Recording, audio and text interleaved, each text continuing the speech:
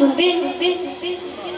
গুনাহগারি মুস্তাকিম বলে দিনের পথে চলিলে, গুনাহগারি মুস্তাকিম বলে দিনের পথে চলিলে পরকাল শান্তি পাবে।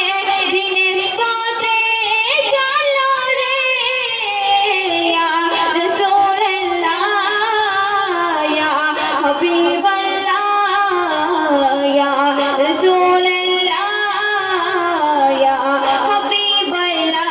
সবাই বলো ইয়া রাসূলুল্লাহ ইয়া হাবিবাল্লাহ ইয়া রাসূলুল্লাহ ইয়া হাবিবাল্লাহ।